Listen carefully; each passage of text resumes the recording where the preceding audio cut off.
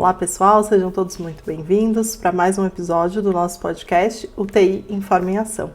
Para formar e pôr em ação fisioterapeutas e intensivistas, nós estamos aqui juntos mais um dia. Eu sou a Débora, você pode me encontrar no @movimento_UTI. Olá pessoal, eu sou Sancler, fisioterapeuta intensivista, e você me encontra no Instagram no @SanclerBernardes. E juntos você nos encontra no podcast UTI Informa em Ação, na sua plataforma de áudio ou de vídeo preferida. Por favor, se inscreva no nosso canal, deixe seus comentários, procure a gente para que a gente possa saber como o nosso trabalho tem impactado.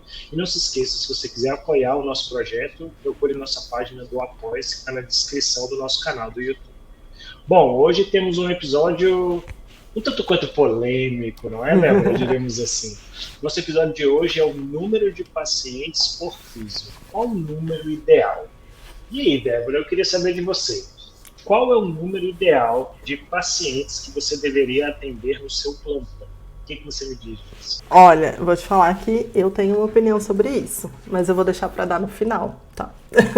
No final eu conto qual é o número, qual é o número de pacientes que eu acho. Sonhos para você, né? Mas você sabe que eu pensando nesse assunto, né? Eu acho que a gente pode conversar sobre ele por vários olhares, assim, por vários pontos de vista, sabe? Por várias interfaces, digamos assim, né, Sancler? Porque, olha, dá pra gente olhar em termos de lei, né? A gente tem normativas, né, sobre isso. Então, a gente pode olhar por esse ponto de vista. A gente pode olhar pelo ponto de vista científico, né? O que tem na literatura sobre isso também, né? O que já foi estudado, né? E a gente pode olhar pelo ponto de vista nosso, né? De tudo que eu já trabalhei, já vivi, o que me parece mais interessante, né? Então, antes de dar efetivamente a minha opinião, juntando tudo isso, acho que a gente pode gastar um pouco aí do episódio conversando, e aí você que está nos ouvindo, então fica até o final para ouvir a nossa opinião pessoal.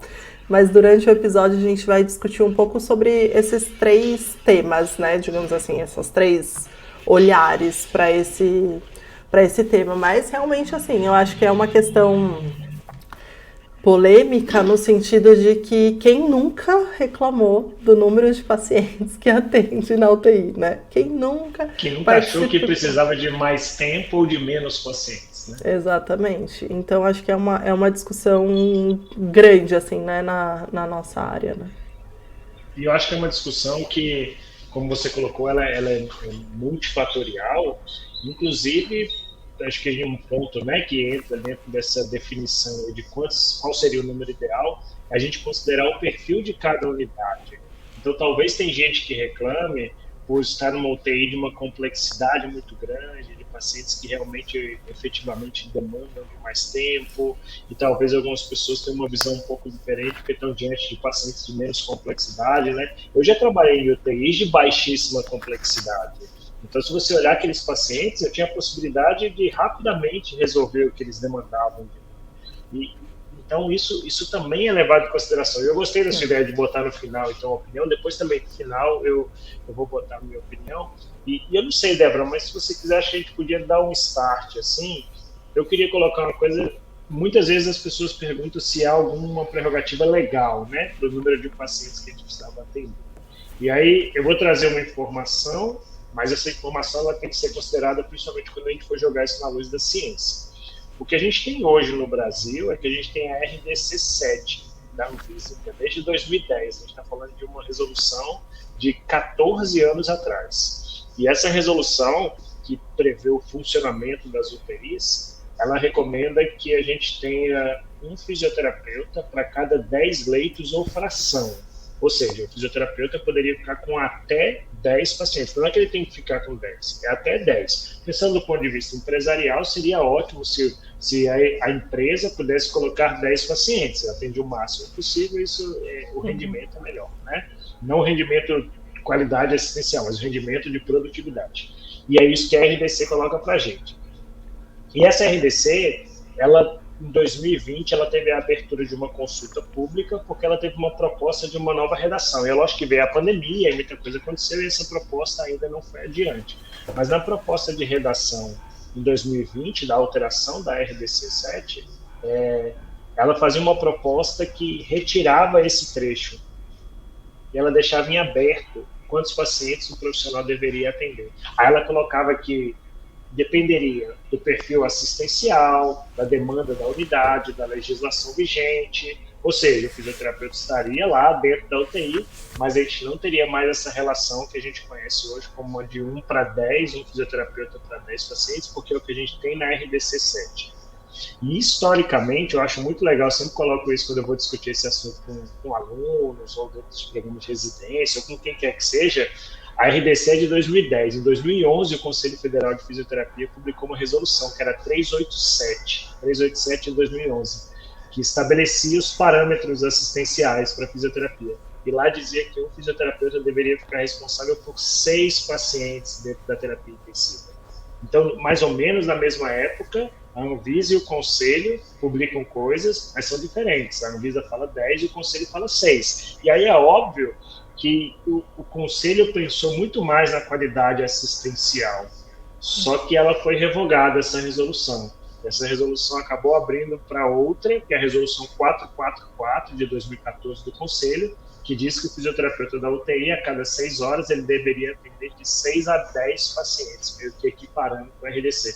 Então, eu não sei, o meu entendimento disso, eu não fiz parte desses processos, eu não me lembro, assim, né, como é que foi a questão política em cima disso, mas é que a ideia do Conselho de Fisioterapia foi de diminuir este número de pacientes, mas que quando veio a RDC nacional, que regia todas as UTIs, acabou tendo que abrir, ficando de 6 a 10 pacientes. Mas é interessante que ela está 6 a 10, então não recomendo que o fisioterapeuta atendesse menos de 6, e não recomendo que o fisioterapeuta atendesse mais de 10, né? Então, é só para contextualizar o pessoal do que existe nessa prerrogativa legal aí, em termos de número de pacientes. Então, hoje a gente ainda está na RDC 7, que é a recomendação legal, e não necessariamente os serviços cumprem isso, né? É importante a gente colocar isso. E é função dos conselhos fiscalizar isso, né?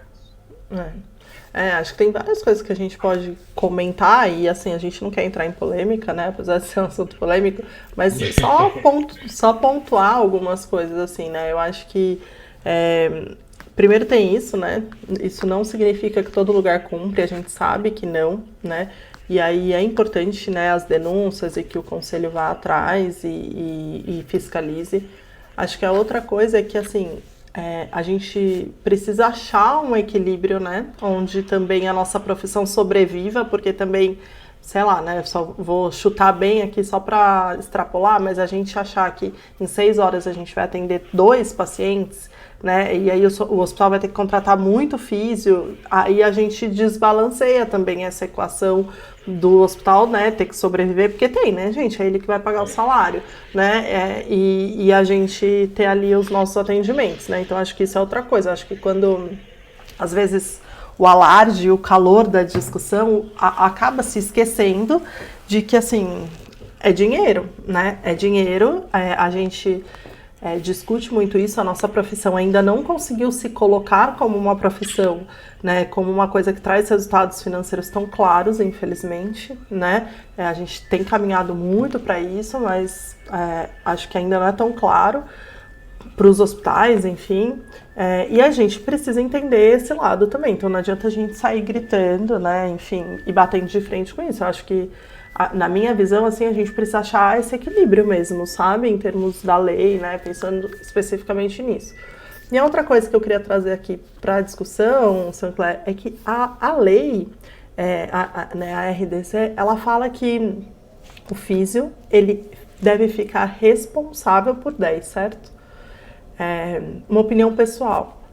E não sei, meu entendimento. Ela não fala que ele é obrigado a atender 10, né? Isso aí também foi meio que uma manipulação, não sei se esse é o nome certo, né? Mas uma distorção, sei lá, que foi acontecendo durante o tempo e que aí os hospitais, obviamente, se beneficiaram disso, né? E a gente, sendo muito sincero, eu acho que a gente se entregou a isso, sabe? De falar assim, eu tenho que atender 10. Não, você tem que você tá ali na UTI com 10...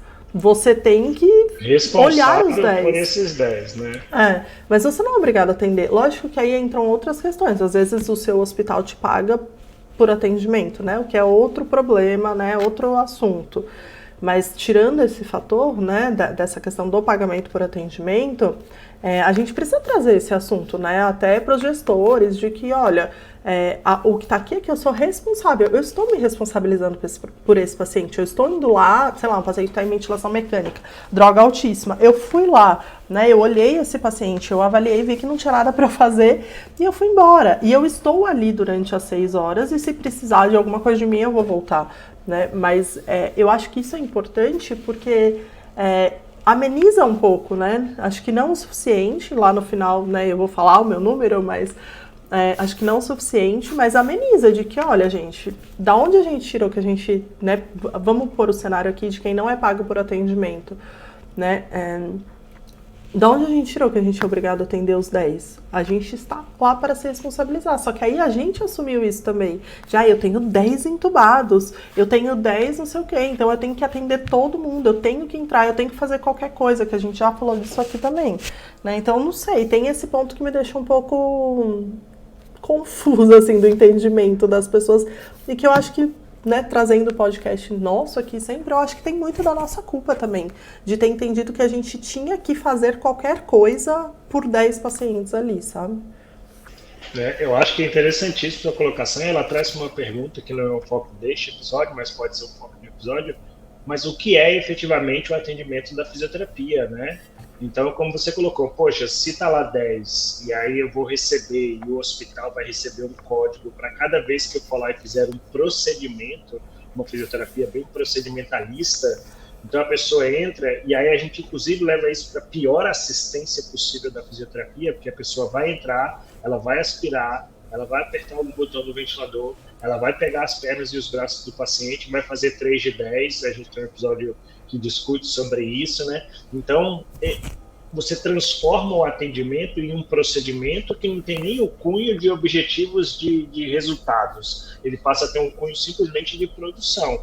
E como a maioria dos serviços ainda recebe por isso, aí você falou, e eu concordo com você, eu acho que deixamos, eu acho que tem muita gente que brigou e briga ainda para que isso seja diferenciado, mas no geral muita gente também deixou isso acontecer e eu recebo assim e é assim que vai ser.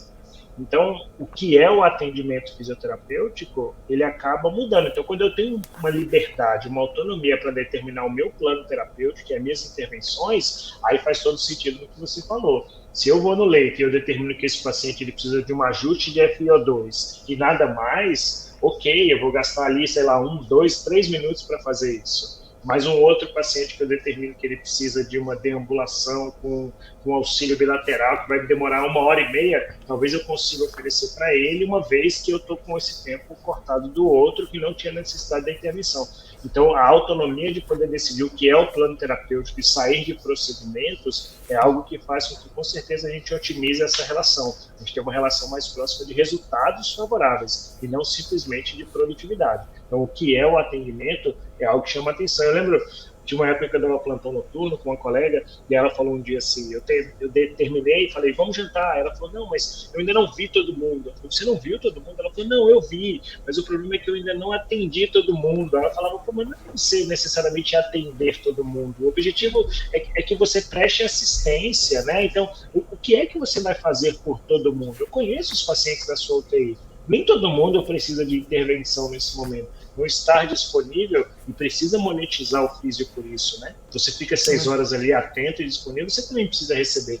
Então, essa discussão que já chegou em alguns serviços de atendimento por pacote, por diária e não por produtividade, ela é algo que melhora essa relação com certeza, né? Aí agora também tem que ter a autonomia da decisão, né? A autonomia e a capacidade dessa decisão, o que é que eu faço por cada paciente, né? Eu não sei o que você enxerga isso hoje no cenário, se a gente tem essa responsabilidade e essa capacidade de tomar decisão, falar, isso aqui precisa de muito, isso aqui precisa de pouco. Eu acho que não, acho que isso é um problema pra gente, né? E por isso que eu falei que vamos trazer a nossa responsabilidade, porque, gente, quem nunca passou por uma situação igual essa que você falou do plantão, né? E até assim, às vezes de lugares em que não existe um número, né? Você não é cobrado por esse número, não existe esse número. e aí você de repente passa para tarde e fala, olha, sei lá, né, desses 10, eu vi esses 8, esses 2 não foram vistos. E o próprio fisioterapeuta da tarde fica puto, porque, como assim você não viu os 10? Né? Então, assim, entre a gente, né, gerou-se também, e muita gente tem essa coisa de, tipo assim, como assim você não viu todo mundo, você não atendeu? Né? Eu tenho alguns amigos que eu falo isso Quem também. é você para não ter atendido? Eu vou ter que atender os seus, né? É, e eu tenho amigos que falam isso também, assim, eu não consegui ver todo mundo. Gente, tá tudo bem, não viu todo mundo, passa pra tarde, né? O da tarde tira alguém da manhã que não precisa ser visto também e a gente vai balanceando. Então, por isso que eu trouxe isso, né? Porque eu acho que é importante a gente reforçar que, assim, pela RDC, a gente precisa estar ali, né, sob responsabilidade 10 pacientes, mas eu não sei de onde a gente tirou que isso significava que a gente precisava efetivamente atender, né, ou fazer algum procedimento, ou vários, né, para os 10 pacientes. Né, Eu acho que é da cobrança. Eu acho que é da cobrança. Quando você paga pelo atendimento e entende esse atendimento como procedimento, você gera um código para aquilo, aí eu acho que é daí que vem essa ideia de que a gente precise atender todos os pacientes tantas vezes ao dia, a minha opinião. Mas talvez até, assim, pensando em alguns cenários específicos, né, a gente, sei lá, pensando no SUS, código SUS, a gente tem vários códigos, né? De repente também a gente começar a olhar isso melhor. Esse paciente, ele não entra em alguns códigos, né, e o outro não entra, então o outro não vai ter, mas tudo bem, eu tenho aquele outro mega complexo que eu fiz um monte de coisa, eu já falei isso para os alunos. Eu falei, gente, olha o tanto de coisa que vocês fizeram no atendimento, olha o tanto de coisa que está aqui, na evolução, no faturamento, não bate, né? Então também tem isso, né? Eu acho que dependendo do tipo de faturamento, a gente está muito acostumado a fazer de qualquer jeito, a gente poderia fazer mais bem elaborado, né? Fazer um faturamento melhor dentro do que a gente já tem, e aí talvez isso, né, equilibraria aqueles pacientes que a gente acredita Compensar, que vão né? saber. Compensar isso. E eu acho que não isenta, só mais uma coisa, não isenta que a gente precisa continuar na luta para que a gente otimize códigos, pagamentos, etc. Okay? Porque às vezes a pessoa pode pensar assim, então vocês estão falando, eu jogo um código aqui, tiro um daqui, tudo assim. Não, isso não isenta que a gente busque por melhores condições. A gente está falando do que há na atualidade, como é que a gente pode trabalhar com isso. Porque é utópico também eu falar assim, não, é porque o sistema de cobrança é errado. Tá, mas amanhã o sistema de cobrança vai continuar. E se você não lidar com ele, nem amanhã você vai receber. Então a gente precisa ter isso, né? Que a luta não se cesse. Não, e do mesmo jeito que a gente não tá falando aqui que a gente acha que o número é 10, né? A gente vai falar lá no final. Mas também não quer dizer que eu acho que a gente tem que se render ao sistema e aceitar que a gente fique sob responsabilidade aí 10 pacientes, né? Mas acho que é isso, assim, só o que eu mais queria falar dessa questão da lei, não sei se você, o que você acha que vai dar isso, né? Se você tem alguma, assim, perspectiva. Mas da minha parte, assim, o que eu mais queria falar, que me chama a atenção, é essa questão dos 10 e atendimento, responsabilidade, essas coisas. Mas você acha que vem mudança por aí? O que você, a sua... Eu acho que não, viu? Eu acho que essa questão, esse ponto que você está colocando, não. Eu acho que vai continuar sendo algo voltado para os pacientes, você fica responsável no turno, mas eu acho que as resoluções, elas não vão entrar nessa questão de como você elabora o plano terapêutico do seu paciente. Mas aí eu faço até um apelo, que eu acho que é uma função do Conselho Federal e dos Conselhos Regionais trabalharem em cima disso nas suas resoluções. Como é que o fisioterapeuta pode executar o seu plano terapêutico? A gente falou sobre isso aqui com o Duarte, né? Ele falou sobre algumas metas de atendimento. 600 metros de distância, que você podia dividir ou não. Então, a partir do momento que a gente conseguir algo que pague para que você alcance aquela meta terapêutica, se você vai fazer 1 ou 10 vezes ao longo do dia, é uma decisão do plano terapêutico. Então, eu acho que não vem isso tão cedo dentro dessas resoluções que vão estabelecer o número de pacientes. Eu acho que isso é uma coisa que tem que ser pensado institucionalmente e que os conselhos podem atribuir também, pode ajudar na atribuição disso. Mas eu acho que essa proposta de mudança da RDC, que vai abrir mão de quantos pacientes o fisioterapeuta deve ficar, ela é perigosa. Mas na proposta diz assim, perfil assistencial, demanda da unidade e legislação vigente. Aí eu acho que cabe a gente começar a discutir um pouquinho aqui do que a evidência científica fala a respeito. O problema é, falar que depende do perfil assistencial, da demanda e da lei, mas sem falar como você chega no número, é muito perigoso. Porque se eu fosse gestor de um hospital e eu E fosse quem bem vai chegar no número? picareta, e eu ia dizer, ó, é 30 o número.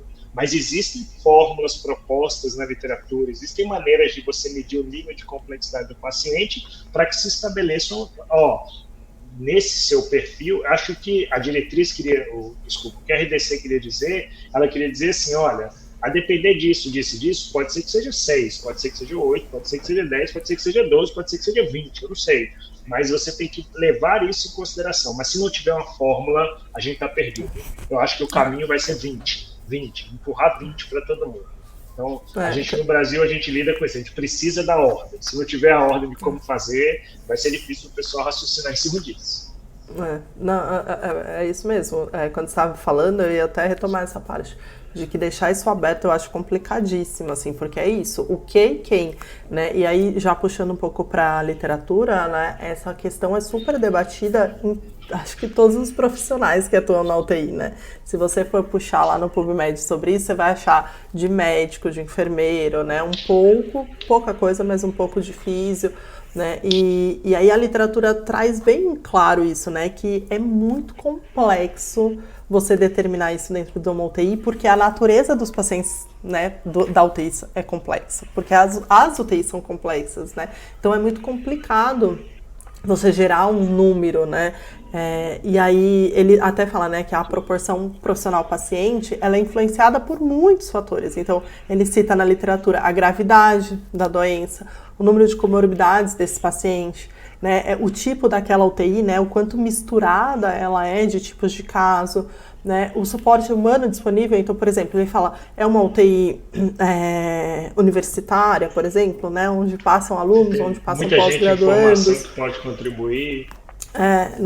Recursos não humanos, né, eles citam, então assim, o quanto de tecnologia de informação, o quanto de tecnologia geral tem naquela UTI, também pode mudar a demanda, né, dos profissionais. Então assim, são tantos fatores dentro de uma UTI que podem gerar, né, essa necessidade a mais ou a menos do número de profissionais por pacientes, né. Então a literatura ela é assim, absoluta em dizer que é um tema muito complexo. Exatamente.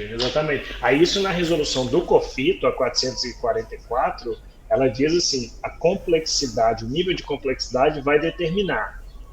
E aí isso tem que ser determinado, segundo a resolução do COFITO, pela coordenação de fisioterapia. Então ele deixa na mão de cada coordenador como é que você vai estabelecer esse critério. É onde eu acho que mora o perigo.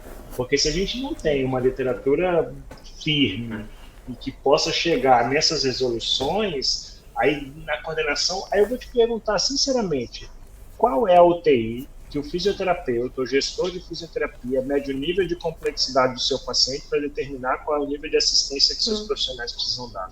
Não faz. Infelizmente, a gente não faz. Na enfermagem, a SAI é baseada nisso. Na gravidade do paciente, na quantidade de cuidados e tal. Então, a gente precisa, quanto profissão, evoluir um pouco nisso. A gente tem episódios muito interessantes aqui sobre gravidade e prioridade, né? Como é que eu estabeleço isso, que tem a ver com essa nossa conversa. Então, talvez a UTI, que você tenha 10 pacientes graves em ventilação mecânica, você gaste muito menos tempo do que uma UTI que você tenha 6 pacientes com alto potencial de reabilitação funcional, mas com déficit motor ainda. Né? Então, ainda tem que ser isso, não pode ser nível. Aí todas as resoluções falam de nível de complexidade e gravidade, a gente vai cair na gravidade médica. A gente não tem essas ferramentas ainda específicas da gravidade e da prioridade fisioterapêutica, que vai mudar completamente. E sabe outra coisa que os artigos falam, né, que eu até anotei aqui, né, que além de tudo isso que a gente falou, né, a gravidade, comorbidade, prognóstico dos pacientes e tudo mais, ele ainda fala, né, em alguns outros que é muito complexo, porque você também tem outras coisas, por exemplo, rotatividade, né, às vezes o período da manhã tem muito mais pacientes do que o período da tarde. Por exemplo, se você está numa UTI, sei lá, cirúrgica, meio pós-cirúrgico, onde normalmente você esvazia a UTI ali pela manhã para à tarde receber mais paciente. Então você tem rotatividades diferentes na própria UTI, quando você pensa em períodos diferentes, né? Outra coisa que eles falam muito... Visita, você tem uma visita à família, visita multidisciplinar, tudo isso com o tempo. as tarefas fora da UTI, né? Então, o que que o teu fisioterapeuta tem que fazer? Se você coloca ele para atender e supervisionar um aluno, por exemplo, é tarefa a mais, né? É diferente de um físio que está numa UTI com a mesma complexidade de pacientes, mas que ele não tem aluno, por exemplo, né? Que ele não está com a supervisão, né? Então, essas responsabilidades educacionais, né? Então, tudo isso precisa ser contado. É muito complexo, né? É muito complexo. Burocracias, né? Burocracias. E aí eu até entendo muito o papel de que, às vezes, até eu vou assumir totalmente. Às vezes eu fico, mas tem muita resolução dos conselhos sobre o que a gente faz ou a gente não faz, e isso às vezes é institucional, mas também é importante que tenha esse movimento, inclusive para tirar a sobrecarga de atividades não exclusivas da fisioterapia, que quanto mais você faz essas atribuições não exclusivas da fisioterapia, menos tempo você tem para executar primordialmente de fisioterapia, né? Então isso é interessante, você colocou essas atividades aí além, né? E cada serviço vai ter o seu. Tem serviço que é muito burocrático, tem serviço que tem muito papel, tem serviço que o sistema é difícil de você acessar, tem serviço que tem muitas checagens. Eu já trabalhei em serviço que você tinha que aspirar de horário 2 vezes por turno de 6 horas do paciente, senão a fisioterapia não recebia. Então, a gente tem que considerar tudo isso, né? Tem um artigo que ele faz uma revisão, né, Débora? Ele faz uma conta, mas não é nem para determinar quantos pacientes. Ele faz uma conta para determinar quanto tempo efetivamente você gastaria de assistência para intensivistas médicos, mas quem sabe são modelos que a gente não possa pensar mais para frente, né, para fisioterapia. Então, assim, como é o potencial, a complexidade do seu paciente do ponto de vista de reabilitação? Quantos pacientes geralmente você tem daquele perfil? Quantos pacientes você tem do perfil que não precisa dessa intervenção? Quanto tempo você gasta em cada um desses processos? Então, você vai conseguir chegar numa média de tempo efetivamente gasto. E aí, eu acho que é o caminho inverso. Você faz essa conta para saber se o que tem na lei cabe dentro do plantão de 6 horas. Então, se você fizer essa conta, e eles falam isso no trabalho, né? Eles citam que fizeram no plantão de 10 horas, lá no local que eles fizeram o estudo, quando efetivamente foram fazer a conta, dava mais de 10 horas do tempo de assistência necessário para cada paciente. Se o plantão era de 10, ou o profissional estava saindo depois, ou o paciente estava se prejudicando sem assistência. Eu acho que no nosso caso, a maioria das vezes o paciente se prejudica sem assistência quando o tempo é maior. Então, tem que pensar nisso. Eu só queria terminar esse raciocínio, né? Ele está dentro, que a gente estava falando até agora, está dentro de um artigo muito interessante, né? Que ele fala, é um artigo médico, né, Sancler? E aí ele fala, existe um número ideal pro médico intensivista, né, ficar com pacientes. E uma coisa que eu acho legal que ele comenta, né, que essa recomendação de número, ela devia ter aí basicamente 2 princípios, né? Porque são dois pontos que ela pode impactar. E aí ela fala que, então, o número que você tem de profissional por paciente, ela pode impactar no atendimento direto ao seu paciente, e depois eu quero voltar nisso.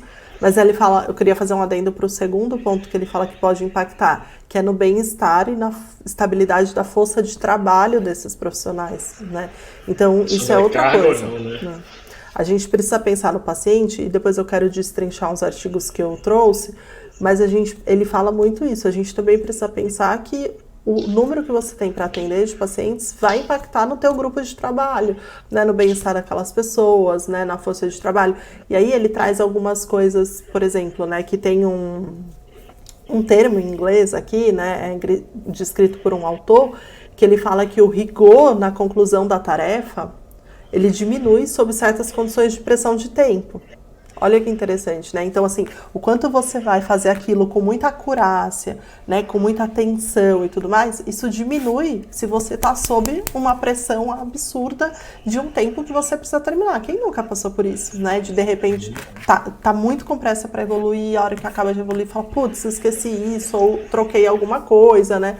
Então, no próprio atendimento, né, que você falou, depois a gente volta na qualidade de assistência, mas isso é para serviços administrativos, burocráticos e também assistenciais, né?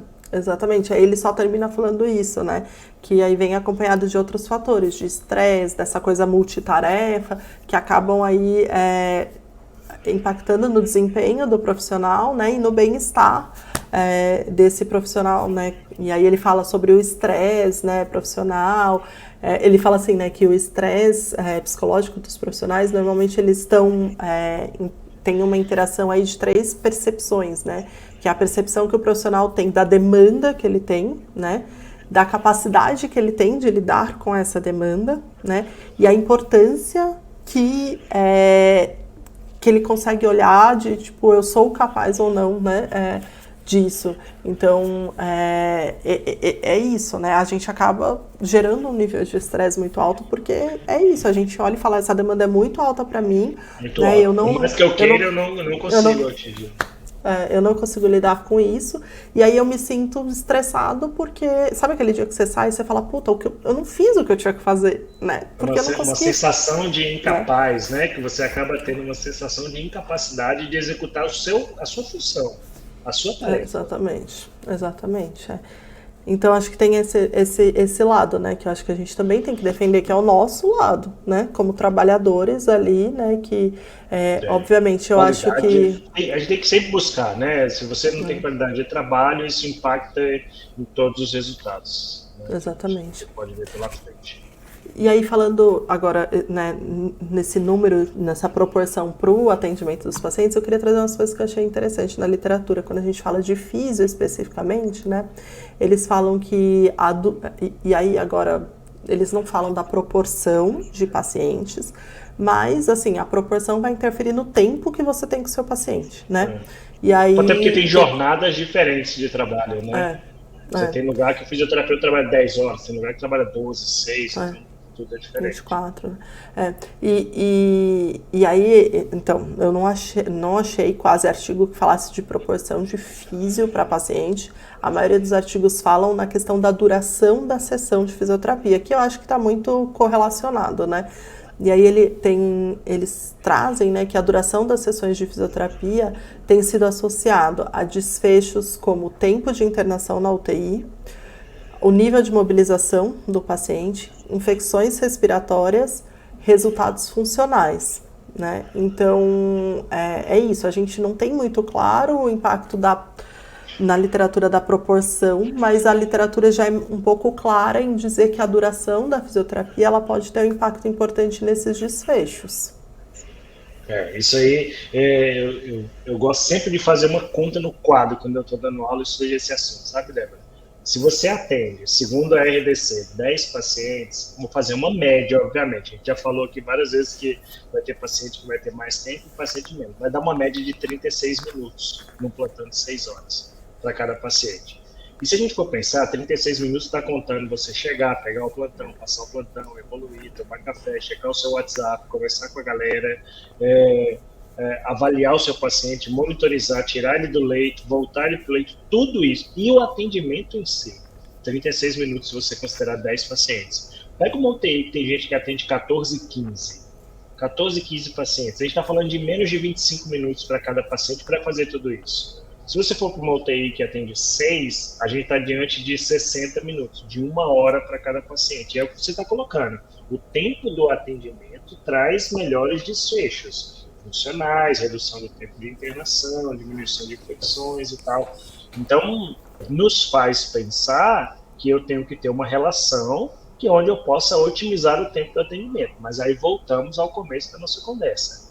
Depende também do que o seu paciente tem de demanda. Então, eu não posso simplesmente fechar os olhos e falar, eu gostaria que fosse 6 para ficar 1 hora com cada paciente, porque vão ter alguns pacientes em cenário de terapia intensiva que eles não demandam mais do que 5 a 10 minutos do seu tempo. Aí você vai ficar 10 minutos com ele, vai ficar 1 hora com outro paciente e vai ficar 50 minutos no Instagram. Pelo menos você pode assistir um episódio do podcast, esses 50 minutos então. Já é uma ótima dica para quem estiver fazendo isso. Então, essa conta matemática, ela tem que ser balanceada. Mas é isso que você falou, a literatura não traz o número, ela só traz que você tem que ter tempo otimizado de atendimento. Você sabe que aí é um estudo específico que eu queria trazer, acabou de sair, acho que tem 1 mês, e é um estudo brasileiro, inclusive é de uma amiga, da Leda, ela é parceira lá no laboratório das nossas pesquisas lá da USP, e ela é o doutorado dela, e ela acabou de publicar um artigo E que é super interessante. Ele tem as limitações dele, né? Como todos os artigos que a gente já falou aqui, que todos têm. Ele foi feito aqui no nosso hospital universitário, no HU aqui da USP, e lá o físio fica mais ou menos com 6 pacientes por turno, né? Então é um número menor aí do que os 10. Mas o que eles foram atrás de ver, né?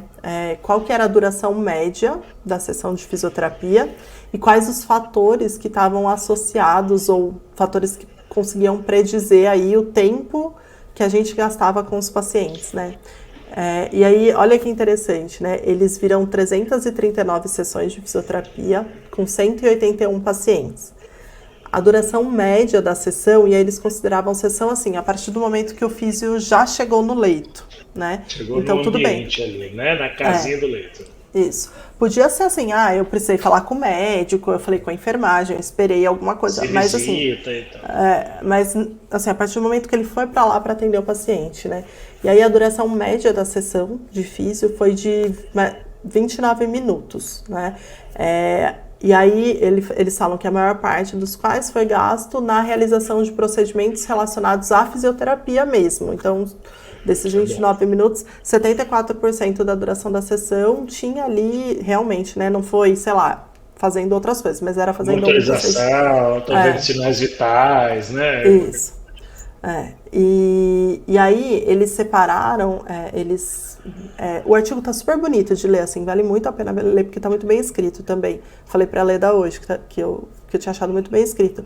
Eles fizeram um estudo do tipo Delphi, a gente já falou disso aqui também antes, e aí eles separaram alguns componentes do atendimento de físio, né, que os fisioterapeutas achavam como, isso aqui é parte procedimento, é parte do atendimento.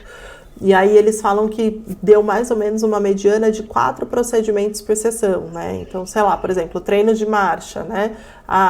Treino de sentar e levantar, né? Então foram mais ou menos 4 procedimentos, digamos assim, por sessão. E aí fala que a maioria tinha essa mescla, entre aspas, de fisioterapia respiratória e motora, né? Enfim. E aí olha que interessante, os fatores que foram associados à maior duração da sessão de fisioterapia foram... então, os pacientes que tinham fisioterapia motora e respiratória, essas duas demandas, digamos assim, então tinham sessões maiores. Pacientes que tinham raio-x alterado, então se o paciente tinha um raio-x alterado, ele aumentava um pouco a demanda da sessão. E se o paciente tinha um AMS menor, ou seja, se ele tinha um nível de mobilidade menor, o fisioterapeuta gastava mais tempo. Como se fosse um potencial, né, de recuperação funcional maior.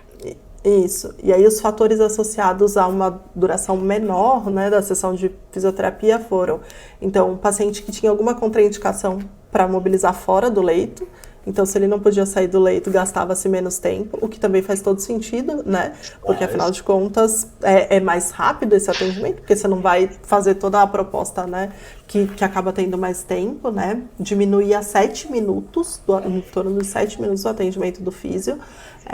O turno da tarde, olha o que a gente falou, o turno da tarde, então se o atendimento era à tarde, o atendimento durava menos, muito provavelmente por quê? Porque de manhã você já acertou, já fez muita coisa ali, né? Então essa coisa da continuidade assistencial. Você até economiza, né, no que você vai fazer ali no paciente.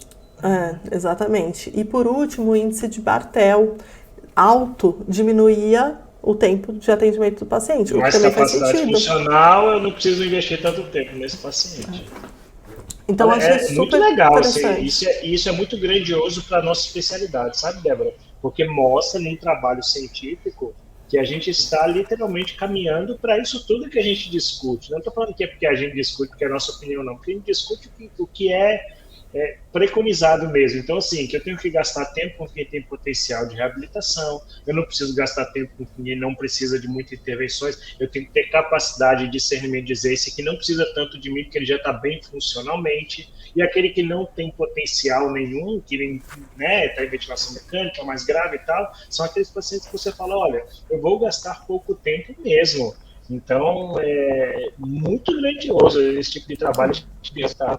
Eu acho que se você perguntar para a maioria dos profissionais quanto tempo você gasta num paciente, a maioria não sabe dizer. A maioria não sabe E eu dizer. achei. E assim, foi um trabalho muito legal e muito trabalhoso, porque eles cronometraram, assim, eles acompanharam o atendimento, cronometraram cada sessão de Já ouvi fisioterapia, que uns sabe? 300 e tantos atendimentos tinha alguém lá, né, marcando? É, e o racional clínico deles, né, a justificativa é essa, é que a gente não sabe qual é o número ideal, né? E para a gente saber o número ideal, a gente tem que partir de um tempo que a gente demanda e quais são os fatores que trazem essa demanda de tempo para a gente, né? Então, eu acho que é um artigo que abre aí muita coisa clínica, né? Teve um outro que eu li que eu achei muito engraçado, porque eu comecei a ler, eles eram uma UTI cardiológica de fora do país, e eles têm pacientes bem graves, pós-cirúrgico, e aí eles fizeram um antes e depois. E o depois, eles incluíram mais físio na rotina, número de fisioterapeutas, né? Então diminuiu o número de profissionais por paciente. E aí, resumindo o artigo, eles falam que assim, não melhorou a mobilidade dos pacientes, mas os pacientes foram embora mais rápido da UTI depois dessa mudança, e depois eles compararam os pacientes que readmitiram no hospital, os que não readmitiram, e aí eles viram que foi melhor quando tinha um número, uma proporção menor, né? Uma equipe maior. Aí eu fiquei, nossa, interessante, né? Não mudou a mobilidade dos pacientes, né? Só que aí você lendo o artigo, eles põem uma foto de um paciente em ECMO do lado de fora do hospital jogando basquete. Aí eu Como é fiquei, que foi bom, melhor que isso? você Como é que vai entendeu? ser Não melhor tem. é isso? Ele vai lutar, MMA, vai ser melhor do que jogar o basquete. Então, pelo jeito, assim, o que eu percebi do artigo é Já isso, trabalham no que máximo, efeito no teto, máximo, né? exatamente. Então, assim, o que eles conseguiram foi dar alta mais rápido para os pacientes, aumentando. Eles falam muito que, obviamente, aumentou o tempo da sessão de fisioterapia desses pacientes, né? E aí eles conseguiram ir embora mais rápido, assim. Mas eu achei interessante o artigo. Tem um trabalho legal na Universidade da Califórnia, em São Francisco, quando eles foram fazer a implementação de um protocolo de mobilização, eles começaram a encontrar resultados tão satisfatórios, e aí no que isso foi traduzido? Foi traduzido no entendimento, junto com o pessoal da administração, que os desfechos de reduzir tempo de internação e tal, justificavam que mais profissionais fossem contratados, para que a qualidade da assistência fosse maior e que mais desfechos daquele jeito pudesse ser alcançado. Então, eu acho que assim, a gente tem um direcionamento da literatura, né, muito claro de que o atendimento fisioterapêutico ele precisa ser pensado com qualidade. E essa qualidade, principalmente do ponto de vista de reabilitação funcional, ela demanda de tempo. Então, a gente não tem como pensar em números exaustivamente elevados, porque senão você vai privar o seu paciente de tempo de atendimento. Mas, volto a refazer a ressalva, depende um pouco da sua UTI. Caso a sua UTI tenha Muito. poucos pacientes com perfil de recuperação funcional, talvez você tenha a possibilidade de trabalhar com um número muito maior de pacientes. Né? E por Agora, isso que. olha como é curioso, como isso impacta, né, Débora? Você trabalhou no Covid, eu trabalhei no Covid. No Covid era impossível, mesmo com nem tantos pacientes assim, Débora vai falar sobre isso no CFI, você tinha todos os pacientes com potencial de recuperação funcional e etc., mas a carga de trabalho tinha como ser respeitada, 1:10 de uma UTI normal para 1:10 de uma UTI Covid? Não tinha, era impossível. A demanda e a sobrecarga de trabalho era muito grande, né? Porque você tinha até os pacientes de ventilação mecânica, você tinha outros processos como pronação, tula, não sei o que, então, que eram feitos que demandavam tempo. Então, tem uma abertura para uma individualização da equipe, mas eu acho que nós, fisioterapeutas, temos que batalhar para que o tempo de atendimento satisfatório seja feito. Até um dos artigos ele fala isso, né? Ele fala que a gente também tem que considerar, depois do que a gente passou pelo Covid, que sempre pode ter alguma coisa que vá vir e que vá demandar muito mais e que a gente precisa se reajustar, né? Por isso que eu acho que assim, é um tema tão complexo e que as pessoas às vezes entram em discussões tão rasas que me incomoda, né? Porque assim, se você ouvir todo o nosso podcast, né, é isso, tem vários olhares, tem vários pontos. Né? Não é simples você determinar um número, né? É isso que você falou, as UTIs são muito diferentes, a gente tem falado isso até agora. Então não é uma discussão rasa, sabe? Não é fácil se chegar em algum lugar, né? Então não é numa discussão de Instagram que a gente vai conseguir resolver isso, né? E se a gente parar para pensar, a gente critica, né, a RDC, mas assim, também vamos amenizar a situação no sentido de que ela foi construída há muito tempo, né, Sancler? E naquela época, eu não estou dizendo que naquela época a gente já não olhava a funcionalidade, porque aí vai vir gente falando, eu já faço isso há 20 anos, não é isso. Mas a gente não tinha tantos estudos como a gente tem hoje. Mas não era tão né? evidente quanto é outro. Isso é fato. Então, assim, a gente também tem que A gente entender estava que... no começo, né, diríamos assim, das implementações efetivas, sistematizadas e etc. Exatamente. Eu acho que, inclusive, um grande passo, você me perguntar assim, como é que eu determino o meu serviço? Primeiro, conheça o seu serviço. Qual é a rotatividade de pacientes? Quantos pacientes por dia você tem? Quantos pacientes em ventilação mecânica você tem? Quantos pacientes em potencial de reabilitação? Enquanto você não souber isso, é pouco provável que você consiga chegar no número justo. Você vai ficar trabalhando com tentativa e erro. Então, depois desse passo, talvez seja possível você pensar um pouco em contas para saber qual é o número efetivo de pacientes que você realmente precisa. Bom, eu acho que nosso tempo considere outros fatores que eu escuto muito como reclamação das pessoas que eu convivo, assim, considere outros fatores, né? Se você quer que aquela pessoa, aquele mesmo físio, dê uma boa supervisão para um residente, você tem que considerar isso também, né? Que ele vai gastar o tempo discutindo o caso, né? Ou outras demandas que você coloca. Pode atender a mesma quantidade, né? E ensinar ao mesmo tempo. Isso é inviável, né? Isso é exatamente. É importante essa colocação. E aí, antes de chegar no tal momento, fizemos suspense. Estou curioso para saber quantos pacientes você acha que é o correto. Eu não sei se você sabe, mas eu estava lendo o único lugar, porque é difícil essa coisa de comparar com outros países, né? Porque a fisioterapia funciona diferente em vários países, né? Mas eu estava lendo um artigo, ele já tem acho que uns 5 anos, então não sei se mudou alguma coisa. Se alguém trabalhar lá e nos escuta, pode mandar a informação que a gente atualiza pelo Instagram. Mas era um artigo da Austrália, e ele falava que lá a lei deles, né, que seria, sei lá, deve ser alguma coisa parecida com a nossa, a RDC, são 5, um fisioterapeuta para 5 pacientes. Então, só para trazer essa informação. Contextualizar. E diga-se de passagem, é um dos países que mais estuda e que move a ciência do ponto de vista de reabilitação funcional, né, dos pacientes críticos. Então, isso é de se considerar. Bom, eu acho que nosso tempo falar o seu primeiro? O nosso tempo de atendimento, eu falo mesmo. Eu acho que é na hora de dizer. Eu diria que, assim, eu estou completando 20 anos de UTI.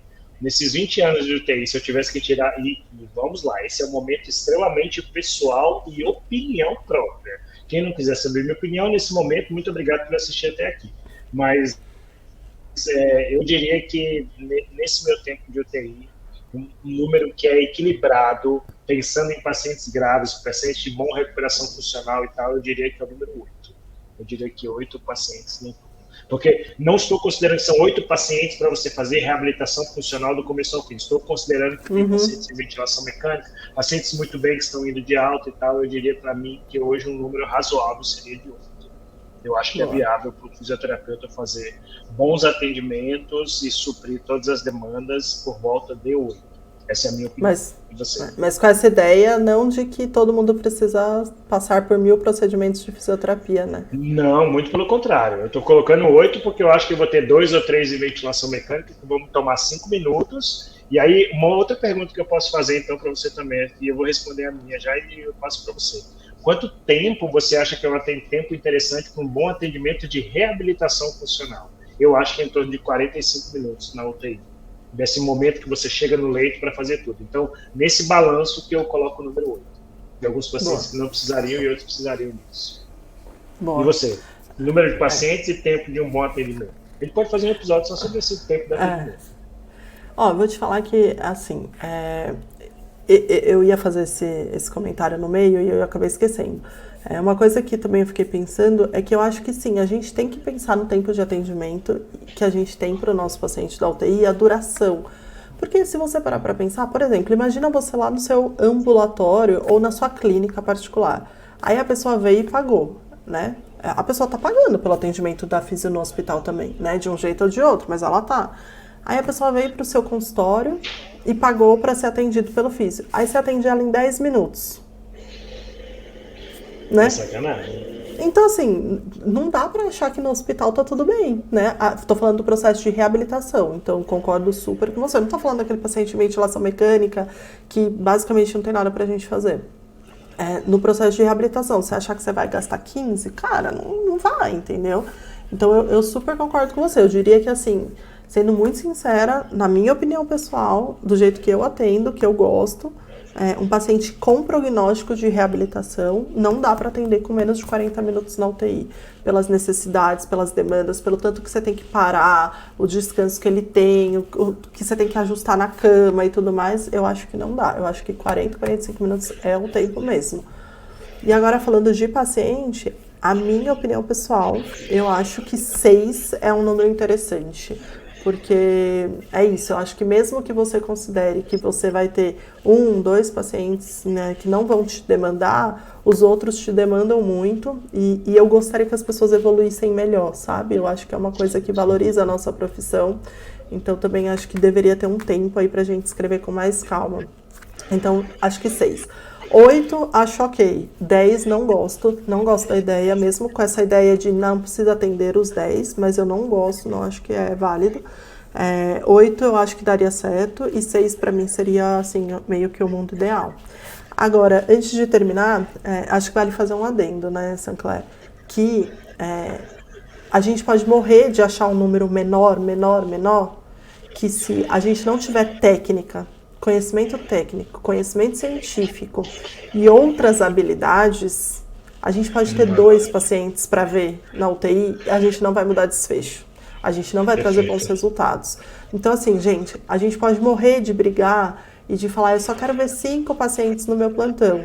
Se você não sabe gerenciar o seu tempo, se você não sabe se comunicar com a equipe, se você não sabe as técnicas baseadas em evidência que a gente tem disponível, se faltar mão, né? Se faltar tudo isso, a gente pode ter 2 pacientes por lei, Sancler, que a nossa profissão vai continuar sendo vista como uma profissão que não muda desfecho para os pacientes. Então, eu só queria terminar falando isso. Eu acho que sim, a gente tem que lutar para atender menos pacientes. A gente acabou de pôr qual é o número que a gente sugeriria, mas a gente também tem que assumir a nossa responsabilidade de saber que quem faz ali o plantão, os atendimentos, somos nós com as nossas habilidades. E que isso determina muito do tempo e dos resultados que a gente vai entregar. Perfeito. Enquanto a gente não tiver em mãos o que é um bom atendimento fisioterapêutico, não adianta a gente discutir quantos pacientes você vai atender. Porque talvez você vai estar só fazendo algo que pode ser muita coisa, mas não fisioterapia na UTI. Né? Então, acho que a gente está clamando por isso, né? Atendimentos de qualidade, aí sim a gente pode discutir sobre o número de atendimentos. Bom, excelente. Eu queria agradecer a todo mundo que nos acompanhou até aqui. Tem alguma dica? Tem uma dica, 2 dicas, na verdade. Então, uma é Tempos Modernos, Charlie Chaplin, filme sobre condições de trabalho, e outra você falou aí que a sobrecarga de trabalho pode estressar as pessoas, é Um Dia de Fúria, Michael Douglas. Então, cuidado com a sobrecarga de trabalho que vocês têm, precisa sair quebrando e matando todo mundo. E, por favor, não façam isso. Ou procurem um ambiente de trabalho mais agradável, condições melhores, porque isso ajuda muito. E, no final das contas, a gente está brincando aqui, mas a qualidade da assistência vai ser refletida nos resultados que a gente tem. Exatamente. Tá bom, muito obrigada pela companhia. Pessoal, esses vários artigos que a gente falou tá indo no material do Apoie-se, então se você quer receber esse conteúdo, um resumo da nossa conversa, os artigos que a gente usou, né, para falar aqui, vai lá, dá uma olhadinha no Apoie-se, você contribui com o nosso trabalho, a gente contribui com o seu crescimento profissional. E a gente continua aqui, para quem quiser acompanhar a gente. A gente se vê a semana que vem, compartilha e vamos discutir sobre esse assunto, né? Acho que trazer esse assunto numa discussão produtiva, profunda, né? Onde a gente queira chegar em algum lugar juntos. Obrigada, até o próximo episódio.